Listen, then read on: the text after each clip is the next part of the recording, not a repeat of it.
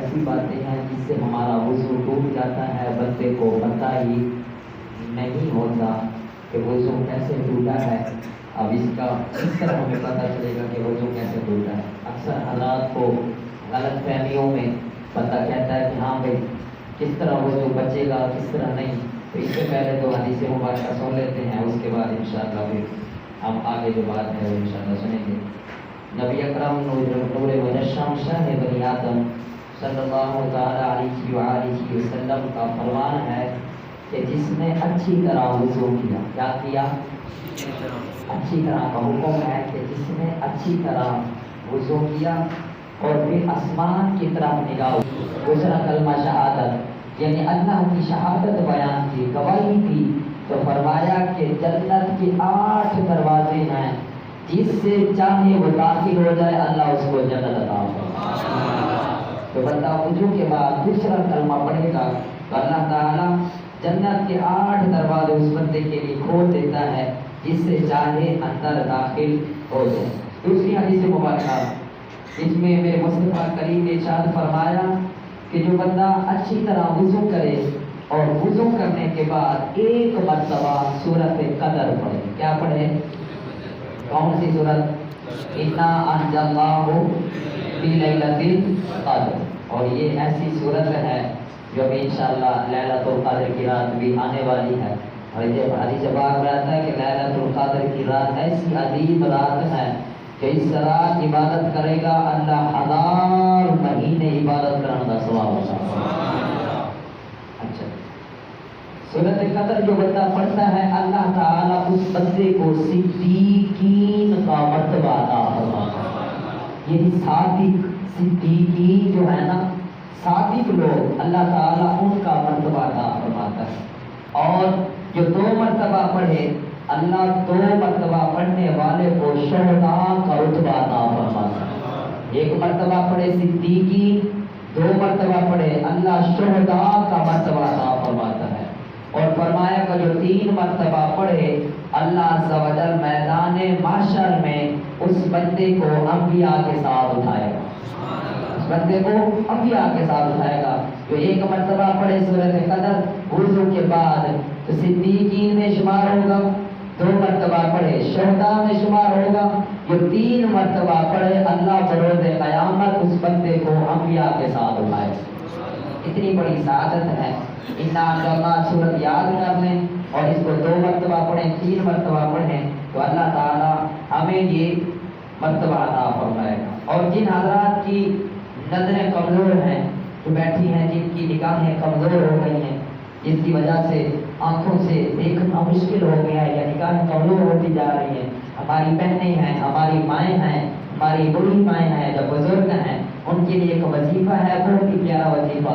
اب یہ سماعت فرما لیں، جو وضو کے بعد آسمان کی طرف دیکھ کر، جو وضو کے بعد آپ یہ گھر والوں کو بھی بتایا کریں گے، جو وضو کے بعد آسمان کی طرف دیکھ کر سورۃ انا انزلناہ پڑھ لے گا، انشاءاللہ اس کی نظر کبھی کمزور نہ ہو، اس کی نظر کبھی کمزور نہ ہو۔ لیکن یہ حدیث ہے، لیکن ایک اور بات آپ کو سناتا چلو، بڑی محبت والی ہے۔ فرمایا کہ جس بندے کی آنکھیں دکھتی ہوں یا آنکھوں میں تکلیف ہو، آنکھوں سے پانی آتا ہو، فرمایا کہ جب محمد کا نام ہے نا، محمد کہیں، محمد کتنا میٹھا نام ہے، فرمایا کہ جب محمد کا نام آئے، یہ محمد کا نام چوم کر پڑھیں قرۃ عینی یا رسول اللہ، کیا پڑھیں؟ قرۃ عینی یا رسول اللہ۔ فرمایا کہ انگوٹھوں پر پھونک ماریں، آنکھوں میں لگائیں، اللہ اس محمد کے نام کی برکت سے اللہ آپ کی آنکھوں کو روشن فرمائے۔ کتنی بڑی سعادت ہے۔ اللہ تعالیٰ ہمیں ان باتوں پر عمل کرنے کی توفیق عطا فرمائے۔ آج کا جو ہمارا مسئلہ وہ یہ ہے مستعمل پانی۔ مستعمل کسے کہتے ہیں؟ کوئی بتائے گا مستعمل کیا ہے؟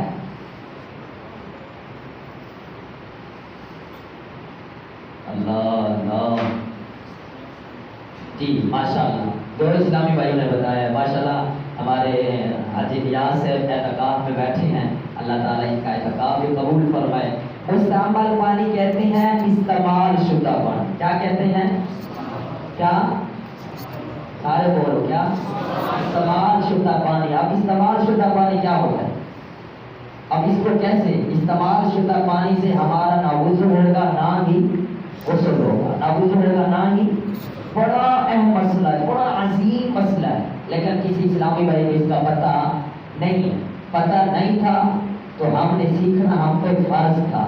اب بیٹھ گیا ہے تو اس کو اچھے انداز میں سیکھنا. مستعمل پانی کہتے ہیں استعمال شدہ ہو. اب استعمال شدہ مثال کے طور پر ہمارا وضو نہیں ہے، غسل بھی نہیں ہے. اب ہم نے لوٹا اٹھایا یا ٹپ اٹھایا، بالٹی اٹھائی یا وہ مگ اٹھایا.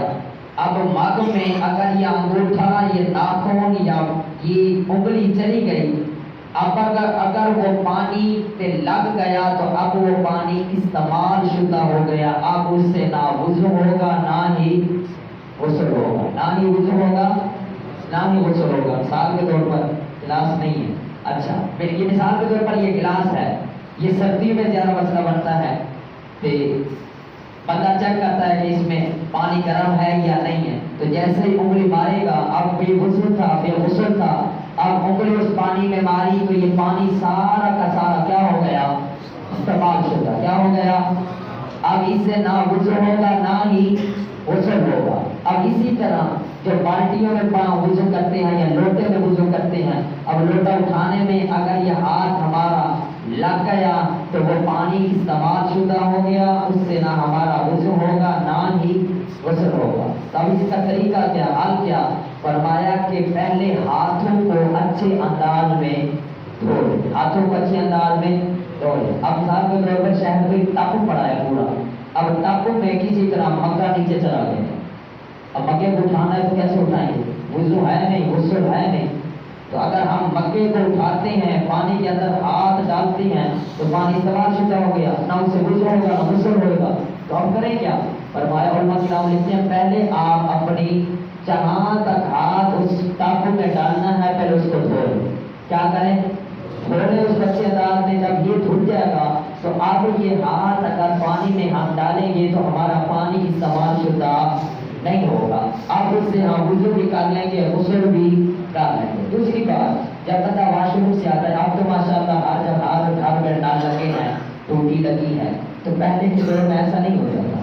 ابھی بھی ہمارے علاقے میں ایسا بھی ہے، کئی بھی مساجد ایسی ہیں جہاں پر یہ ٹوٹیاں وغیرہ نہیں، تو لوگ کیا کرتے تھے؟ لوٹا اٹھا کر وہ وہاں بیٹھ کر وضو کیا کرتے تھے، جس سے ہمارا پانی یا انگوٹھا یا انگلی اس کے اندر چلی جاتی تھی تو پانی وہ استعمال شدہ ہو جاتا ہے، اس سے نہ غسل ہوتا ہے نہ ہی وضو ہوتا ہے. یہ مسئلہ یاد رکھنا. اچھا جی، دوسرا مسئلہ، کیونکہ دن کم ہے، مسئلے بہت زیادہ ہیں، تو اس وجہ سے دو انشاءاللہ یاد کر لیں گے. اس سے آپ کو بڑا فائدہ ملے گا. آپ کہیں گے کہ کیسے کہ آپ کی جتنی زندگی گزر چکی ہے وہ تو گزر چکی ہے، لیکن آپ آگے جو رہ گئی ہے 9 دن رہ گئے ہیں، اس 9 دن میں انشاءاللہ ہم کچھ نہ کچھ اور بھی سیکھ لیں. اب مثال کے طور پر وضو ہے ہمارا، وضو ریاست وضو ہمارا ہے، لیکن اب وضو ہونے کے باوجود ہمارے کسی جسم سے خون نکل پڑا ہے، خون نکل پڑا. مثال کے طور پر کوئی کانٹا لگا، چھری لگی یا کوئی سوئی وغیرہ لگی جس سے ہمارا خون نکل پڑا ہے. اب کتنا خون نکلے گا تو ہمارا وضو ٹوٹے گا، کتنا نہیں ہوئے گا تو نہیں ٹوٹے گا. اب یہ مسئلہ، مثال کے طور پر ہمارا اس جگہ سے خون نکلا، اب یہ خون نکلا، ابھی یہ خون یہیں پر جمع ہے، بہا نہیں. مثال کے طور پر کوئی ناخن وغیرہ سے کچھ لگ جائے تو خون نظر آتا ہے لیکن بہا نہیں ہے، تو جب تک بہے گا نہیں ہمارا وضو باقی رہے گا، وضو باقی. جیسے ہی یہ خون بہنا شروع ہو جائے گا تو ہمارا وضو بھی ٹوٹ جائے گا، وضو بھی ٹوٹ جائے گا. اچھا جی، دوسرا یہ ہے کہ جیسے مثال کے طور پر کسی بندے کو پھوڑا نکل جاتا ہے، اب پھوڑا نکلا، اب پھوڑا نکلنے سے اب پتہ چل رہا ہے کہ اس کے اندر خون جمع ہے. ابھی اگر یہ پھٹے گا نہیں، اس سے خون یا پیپ بہے گی نہیں تو اس وقت تک ہمارا وضو نہیں ٹوٹے گا. وضو جیسے ہی یہ بہا کر باہر نکل گیا خون، اب بہہ گیا تو اس سے ہمارا وضو ٹوٹ جائے گا، ہمارا وضو ٹوٹ جائے گا. دوسری بات، اب بات سمجھنے کی ہے، انجیکشن لگانے سے وضو ٹوٹے گا یا نہیں ٹوٹے گا؟ وضو ٹوٹے گا یا نہیں ٹوٹے گا؟ مثال کے طور پر ہم نے ڈرپ لگانی ہے یا ڈاکٹر کے پاس گئے ہم، وضو تھا اور اس نے کہا بھائی انجیکشن لگانا ہے، تو کیا اسے وضو ٹوٹ جائے گا یا نہیں ٹوٹے گا؟ آپ ہاں نہیں ٹوٹے گا، اس سے وضو ٹوٹ جائے گا، وضو ٹوٹ جائے گا، وضو ٹوٹ جائے گا، کیونکہ جب نرس وغیرہ یا ڈاکٹر ڈرپ لگاتے ہیں تو وہ پہلے خون کو کھینچتے ہیں، خون کو پلا کے تھے اکثر جب نس وغیرہ لگاتے ہیں تو خون کو کھینچتے ہیں، یہ خون بہنے کی مقدار میں ہو جاتا ہے جس سے ہمارا وضو ٹوٹ جاتا ہے، وضو ٹوٹ جاتا ہے۔ یہ یاد رکھنا کہ جو بندہ انجیکشن وغیرہ لگائے اگر وضو تھا تو جس سے وہ چیک کرتے ہیں کہ ہاں بھائی نال میں لگا ہے، نالی میں لگا ہے یا نہیں، تو کھینچتے ہیں، یہ بہنے کی مقدار میں ہو جاتا ہے جس سے ہمارا وضو ٹوٹ جائے گا، جس سے ہمارا وضو ٹوٹ جائے گا۔ اچھا جی، یہ باتیں یاد رکھنی ہے۔ اللہ تعالیٰ ہم سب کو ان باتوں پر عمل کرنے کی توفیق عطا فرمائے۔ آپ جو گوشت میں انجیکشن لگاتے ہیں، دال میں نہیں لگاتے، گوشت میں لگاتے ہیں، گوشت میں بھی یہی بات ہوگی۔ اگر وہ گوشت میں لگاتے ہیں پہلے خون کو کھینچتے ہیں، اگر نہیں کھینچتے تو گوشت میں لگا دیا تو اس سے ہمارا وضو نہیں ٹوٹے گا۔ ہاں اگر وہ گوشت میں لگاتے ہیں، کھینچتے ہیں جس سے بہنے کی مقدار میں خون ہوئے گا تو پھر ہمارا وضو ٹوٹ جائے گا، وضو ٹوٹ جائے گا، ورنہ ہمارا وضو نہیں ٹوٹے گا۔ کافی باتیں پڑھی ہیں ابھی لیکن ٹائم زیادہ ہو گیا ہے تو اس وجہ سے اس پر مختصر کرتے ہیں، کیونکہ کافی نمازی حضرات میرے نا گھڑی کو دیکھتے ہیں، لیکن افسوس کی بات ہے کل باہر آپ 5 منٹ 10 منٹ پڑے رہے، آپ کو ٹینشن نہیں ہو، پھر کیا ہو تحقیق ہو رہی ہے۔ ایک بندہ نماز پڑھنے آیا ہے، ایک تو ہم پڑھتے نہیں ہیں، دوسرا ہم جو پڑھنے آتے ہیں ان کو بھی کہتے ہیں ہاں بھائی ادھر سے آیا، کہاں سے آیا، تو کون ہے؟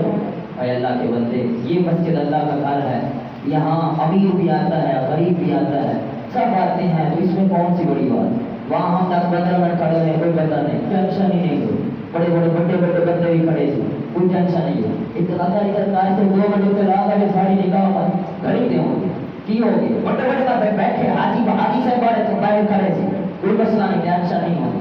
خدا دے بندے ہوئی مسجد اللہ کا گھر ہے، اتنے ہر بندہ آ سکتا ہے، کسی کو روک ٹوک نہیں ہے۔ اللہ تعالیٰ سانو عمل کرنے کی توفیق عطا فرمائے۔ باخر زمانہ